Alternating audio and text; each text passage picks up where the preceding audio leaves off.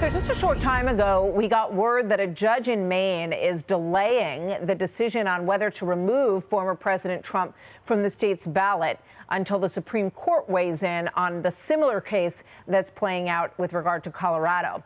Now, remember last month, Maine's Democratic Secretary of State joined Colorado in dropping the former president from the state ballot because they say that he engaged in an insurrection. Something that in all of those 91 counts that we have seen, he has never been charged with. Watch.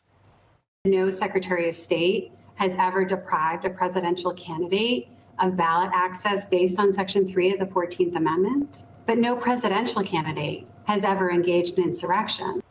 Okay, with that, we bring in former Assistant U.S. Attorney Andy McCarthy, Fox News contributor. Andy, always good to have you with us. So this has been stayed, much like the Colorado situation was stayed. They are waiting in the state courts for the Supreme Court to weigh in on this. What's your take?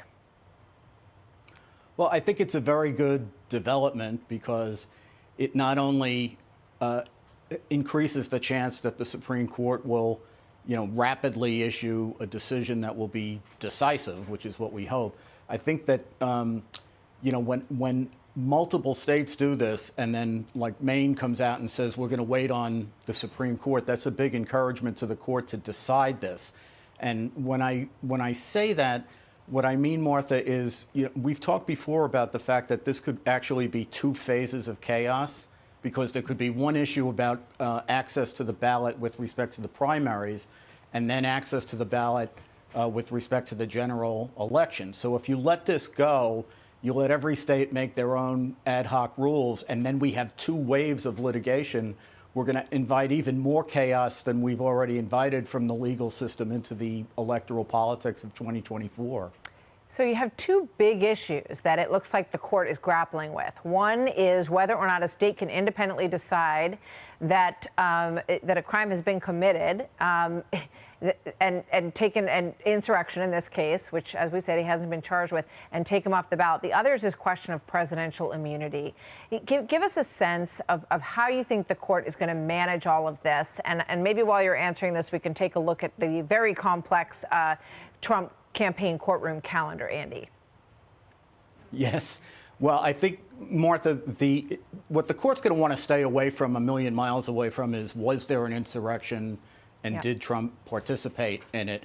So the issues really, I think, are going to come down to, does Section 3 of the 14th Amendment apply to presidents, which I think is a profound question. And then secondly, if it does, what procedurally has to be done in order to establish whether the insurrection trigger applies. I would also add a third thing into the mix, just as long as Democrats are raising this. The 14th Amendment, Section 3, is not a limitation on the public. It's a limitation on the office holder. So it says that no person shall be a president or a senator or representative. You know the list. It doesn't say that no person shall be elected. And I don't mean to be persnickety about this, but, in 2000, Mel Carnahan was elected to the Senate when he was dead. That's now, right. The Article 1 of the Constitution lays out what the qualifications are for the Senate, like you have to be over 30 years old, et cetera. I didn't hear anyone saying at the time that he needed to be taken off the ballot. Well, maybe they said it at the time, but certainly courts didn't entertain it. They didn't say he needed to be taken off the ballot because the qualification included being alive, in addition to, checking the other boxes. I just think it's very peculiar. It wouldn't surprise me if the Supreme Court ultimately said, get back to us when Trump gets elected, and then we can sort out whether he is a person who's qualified to take the office. Creative effort, no doubt, and we'll see what the court decides to do with it. Andy, thank you very much. We're keeping you very busy these days, Thanks, and we'll see you soon. Thank you so much. I'm Steve Doocy. I'm Brian Kilmeade. And I'm Ainsley Earhart. And click here to subscribe to the Fox News YouTube page to catch our hottest interviews and most compelling analysis.